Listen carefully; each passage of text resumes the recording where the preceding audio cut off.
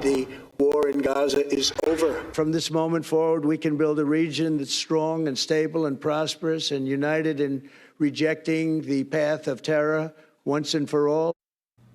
President Trump, along with 20 other world leaders, meeting in Egypt to sign and finalize the framework for stability in Gaza. This comes after all 20 of the remaining living hostages returned home to Israel, and prisoners in Israel were returned to Palestine. We're also learning about 200 U.S. troops and how they will be heading to Israel to help monitor the ceasefire.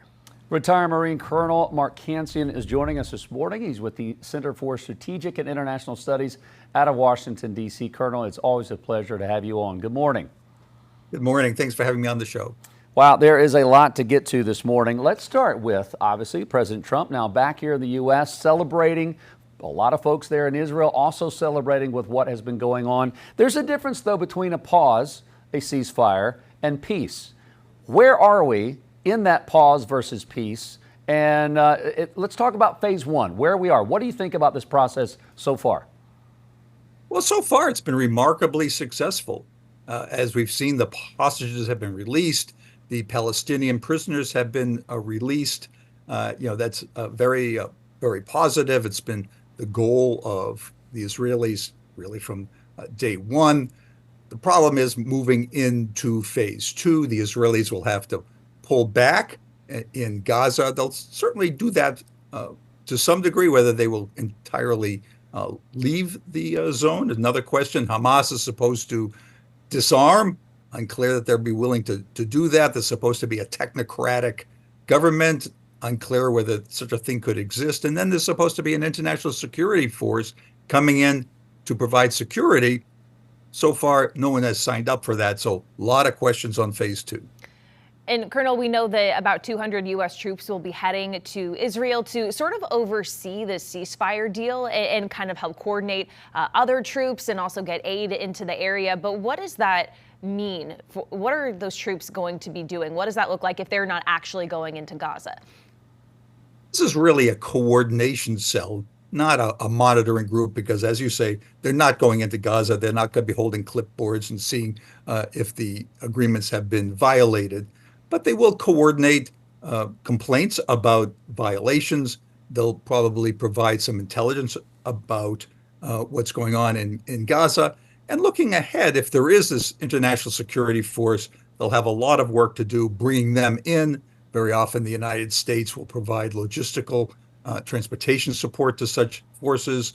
For example, if there were forces coming from Egypt or from Jordan, they would often need logistics. The United States has done that for its partners and allies in the past. So they have a near-term job, and then we hope a longer-term job implementing the peace. And one more question about this before we end up talking about Ukraine and Russia. We know that there were 20-something world leaders that were in Egypt that were signing this peace deal. There weren't representatives from Gaza, or I should say from Hamas or Israel. They're going to work collectively. That's what the document says. They're going to work collectively to help sustain peace for future generations. Is peace possible? I mean, it's been hundreds of generations where they've been fighting. Can something like this really change and be a turning point for international stability there? Well, we all hope that that might be the case. But as you point out, history is not very encouraging here.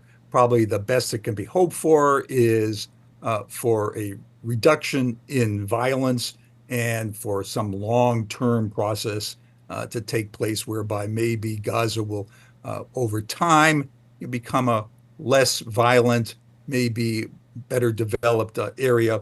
But this is going to be very difficult, and we should moderate our expectations. Yeah, I think that's what a lot of experts are saying. And so, this war, at a pause right now, but the war with Ukraine and Russia is still going on, even escalating in some sort of ways. And Colonel, we know that President Zelensky will be coming to the United States soon, but also we're talking about Tomahawks potentially being given to the Ukrainians. Russia is saying that this would be a huge escalation. What's your take on what's going on right now with some of those potential weapons promises? What we're seeing is President Trump's frustration with President Putin. President Trump thought he could end this war. He had a face-to-face with Putin. He thought he was going to make a deal, but the Russians clearly weren't interested in a deal. So now he's trying to put pressure on Russia. Tomahawks are one way to do that. The United States is also supplying additional intelligence support. Tomahawks are long-range missiles. They are naval missiles, but they've been adapted for ground launch. The United States has a relatively large number of them, so we could give them a relatively large number that they have been using in their air campaign against the Russian energy system and air bases. It's not crossing a red line because the Ukrainians already have some of these capabilities. They have long-range drones. They have some weapons from other allies that they've used. But it would be very helpful for Ukraine to put pressure on Russia. Well, this meeting's supposed to take place between those two men at the White House possibly this Friday. We'll see what comes out of that meeting and if those Tomahawks are indeed sent over there. Colonel Mark Kansian, thank you so much for your insight into the Middle East and to Russia and what's happening over there. We appreciate your time. Thanks for having me on the show. Queen City News Plus. Just search Queen City News on your smart TV's app store.